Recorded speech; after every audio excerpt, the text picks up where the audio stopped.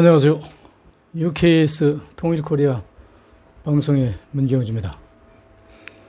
제가 며칠 전에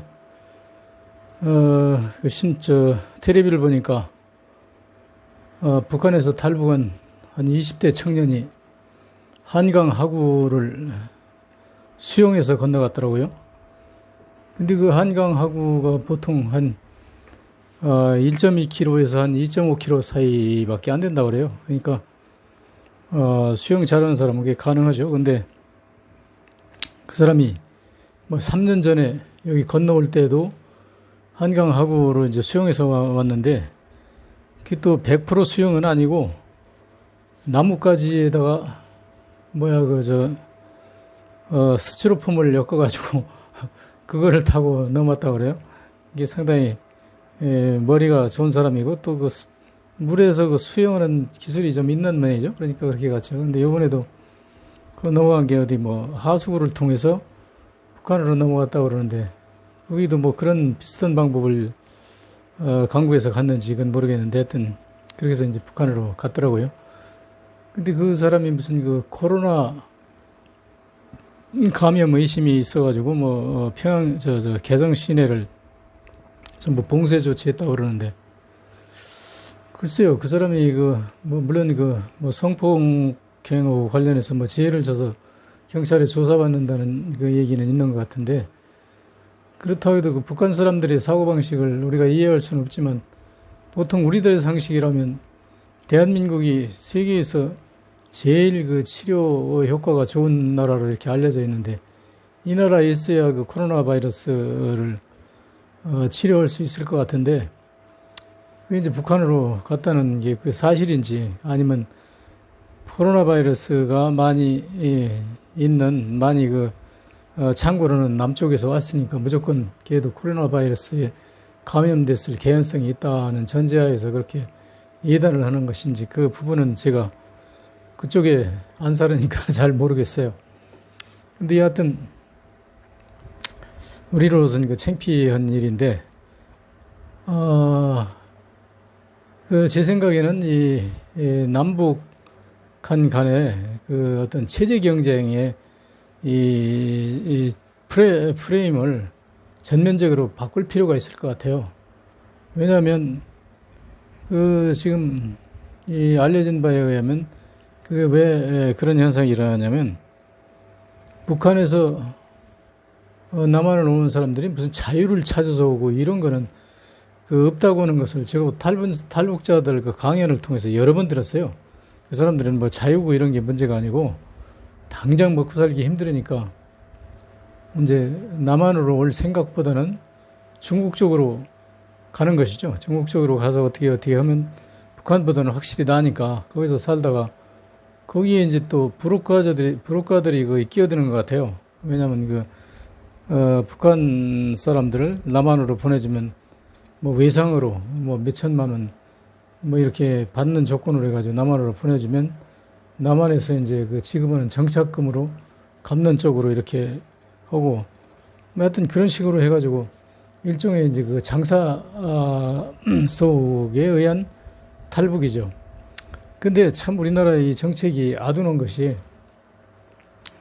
그게 옛날에 박정희식 정권에서는 북한의 사람들을, 가난한 사람들이든 부자로 사는 사람들은 탈북시켜가지고 우리 대한민국이 우월해서 탈북시켰다고 하는 선전을 해가지고 박정희의 위상을 높이는 데 도움이 됐겠죠. 그런데 거기도 사실은 비하인드 배경을 보면요, 박정희가 김일성한테 굉장한 컴플렉스를 가지고 있어요. 쉽게 얘기해서 박정희는 간도 특설대에 가담했느냐 안 했느냐 하는 논란의 여지는 있지만, 여하튼 간도 특설대하고 관련이 있는 사람이에요. 거기 들어갔든 안 들어갔든 신경군관학교에 가서도 매년 봄에 간도 특설대들하고 합동작전으로 독립군 토벌을 하거든요. 그러니까 그때라도 그 사람은 참석을 했을 수밖에 없는 사람이죠. 그런데 그런 사람이 이제 대사 전투에서 김일성 독립군 부대하고 한번 교전을 벌인 적이 있어요. 근데 그 박정희도 거기 끼어 있었는지 안 끼어 있었는지는 모르지만 여하튼 이제 간단하게 설명해서 박정희는 그 친일 매국 군인이 있고, 예? 뭐 신경군관학교 나와서 일본 육사까지 나왔으니까 아주 뭐 대표적인 빼도 박도 할 수 없는 친일 매국 군인이죠. 그리고 김일성은 이제 그 독립군이었단 말이에요. 그러니까 그 독립군 대 친일파의 이 정권이라고 하는 것이 우리 대한민국 국민들도 참 이게 멍청하고 어리석은 사람들이에요. 왜냐하면 자존심도 없는 사람들 같아요. 어떻게 해서 그 독립투쟁한 사람을 대통령으로 뽑든지 해야지 친일 그 매국 그 앞잡이를 대통령으로 뽑아놓고 그게 영웅이라고 짝짝거리고 따라다니는 사람들은 북한의 인민들보다 훨씬 뒤떨어지는 그 아주 찌질한 민족이죠. 그래서 사실은 그것을 나는 박정희를 한 번도 안 찍었는데 박정희 찍은 사람들은 다 그게 그 어떤 민족 개념도 없는 사람들이고 그게 아주 참 정말 형편없는 사람들이에요. 그런 사람들에 의해서 그런 대통령이 이제 군림할 수 있었던 것이죠. 그런데 하여튼 그래서 박정희가 그 김일성에 대한 강한 그 컴플렉스를 가지고 있었기 때문에 한 사람이라도 북한을 탈출해서 우리가 더 너희보다 좋다 뭐 하는 식으로 선전하려고 했었던 건데 그게 상당히 어리석은 그 짓이죠. 왜냐하면 북한에 우리도 살기 어려운데 북한 그 인민들이 여기 넘어가지고 제대로 살 수 있습니까? 근데 제대로 사는 사람도 들어있죠. 근데 그 처음부터 잘못된 게 뭐냐면 그 경기도 안성시에 가면 하나원이라는 게 있는데요. 거기다가 사람들을 뭐 한 2, 3개월 거기다 넣어놓을 거예요. 넣어놓고 그 교육을 시키는데 뭘 시키냐면 남한 사회가 북한보다 잘 산다고 자유가 있고 어쩌고는 그 남한 사회에 아주 환상적인 교육을 시키는 것 같아요. 그래가지고 그 안에 있는 사람들은 그냥 나도 그 안에 있는 사람이 그 옛날에 내가 그 아파가지고 병원에 입원했는데 나하고 같은 병실에 그 거기 있는 사람이 하나 있었어요. 그래가지고 그 사람이 빨리 나가서 어떻게 좀 적응하고 싶은데 아주 그 하나원에 있는 게 지겹다고 그러면서 뭐 어디 취직하고 싶다고 하더라고요. 그래서 내가 그 병원에서 이제 그 여자가 이제 일찍 퇴원했어요. 퇴원하면서 여자인데 퇴원하면서 자기 꼭 하나원으로 한번 그 면회를 와가지고 좀 만나달라고 그러면서 그만둘 때쯤이면 취직을 하고 싶은데 취직하는데 좀 알아봐달라고 그러더라고요. 그래서 그때 이제 사실은 왜냐면 우리도 그 사람이 필요한 상태였거든요. 그래서 그러면 우리한테 와서 있으면 있자 뭐 그래가지고 얘기가 돼서 이제 다른 우리 직원은 격리 아가씨하고 나하고 둘이 하나원을 갔어요. 퇴원한다는 그 날짜에 거의 한 10일 전인가 그렇게 가서 그 면회를 하려고 면회 시청했더니 거기 그게 이제 안기부에서 하는 거잖아요. 그러니까 얼마나 뭐 끄덕끄덕거리고 시비하는지 무슨 뭐 연고관계로 그걸 만나러 왔느냐 절대 안 된다 어쩌고 그러는데 못 만났어요. 결국 못 만났는데 그래서 거기서 그 여자가 그때 교육받는 거 보니까 아주 따분해하고 빨리 나가면 금방 대한민국에서 아주 잘 적응할 것 같은 그런 희망이 들 때 있더라고요. 근데 그 교육 내용이 이제 그런 식으로 우리나라가 아주 좋은 나라라고 잘 살기 좋은 나라라고 부풀려 놓으니까 이 사람들이 이제 하나원에서 나오잖아요. 나오면 당장 무슨 얼마를 주나 봐요. 돈을 정착자금이라고 그래가지고 그러면 이 사람들이 이제 정착자금 나오니까 그걸로 막 우선 차부터 사고요. 뭐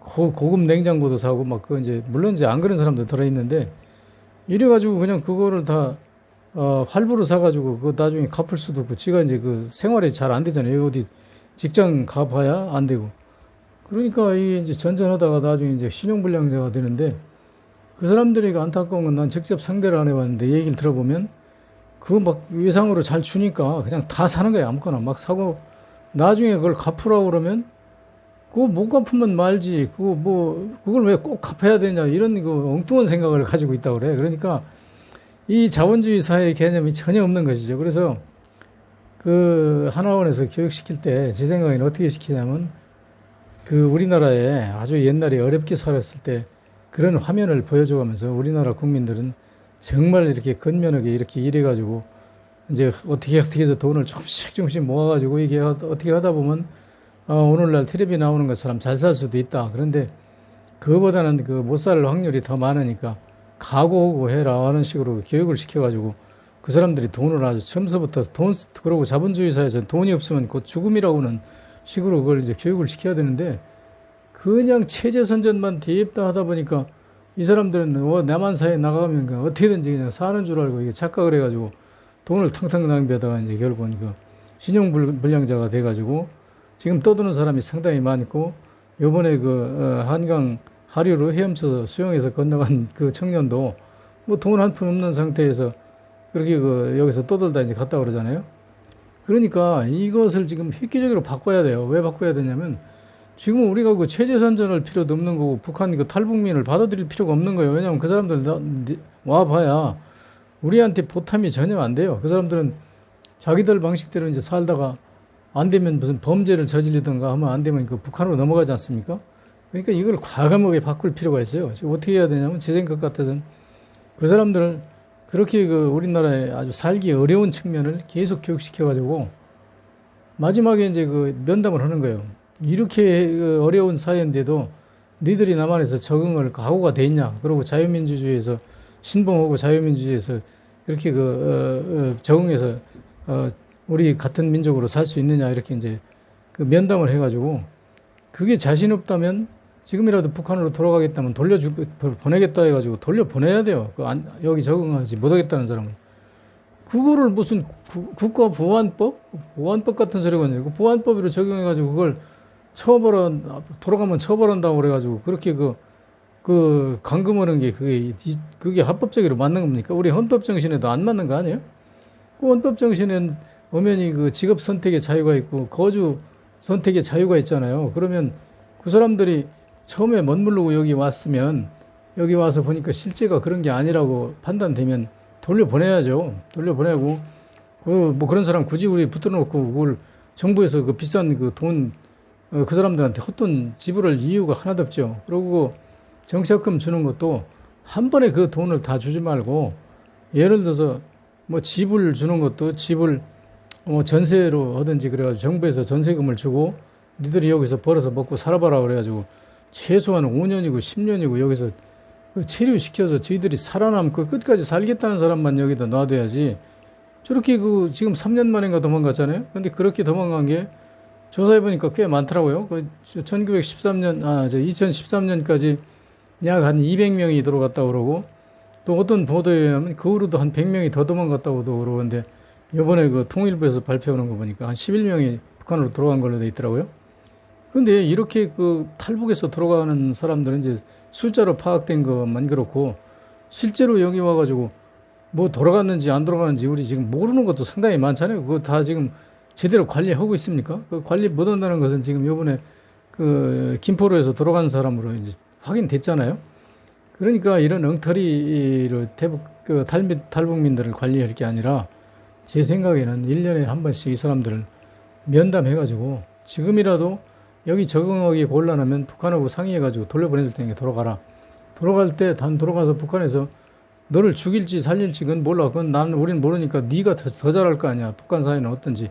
그러니까 북한에 가서 적응할 자신이 있으면 들어가서 네가 뭐 보나 안 보나 거기 가면 북한에서 남한에 대한 뭐 모략 선전을 하라고 할 건데 그건 하든지 말든지 상관없어. 우리는 뭐 그 사람들이 뭐 칭찬해 준다고 우리가 잘 살고 칭찬 안 해준다고 잘 못 사는 사람이 아니기 때문에 인도적인 측면에서 너를 돌려보내니까 북한에 가서 뭔 짓을 하든지 네가 알아서 하는데 우리 희망사항은 가급적이면 남한을 이렇게 비방 안 했으면 좋겠는데 북한에서 살아나가려면 어쩔 수 없이 너도 해야 될 거 아니야? 그러니까 그거는 네가 알아서 할 일이고 일단 돌아간다면 우리 돌려보내줄게.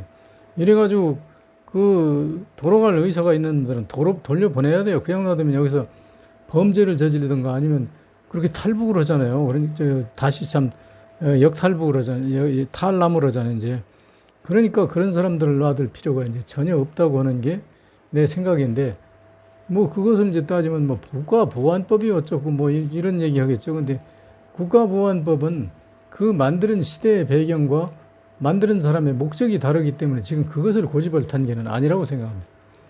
오늘 시간 돼서 여기까지 하겠습니다.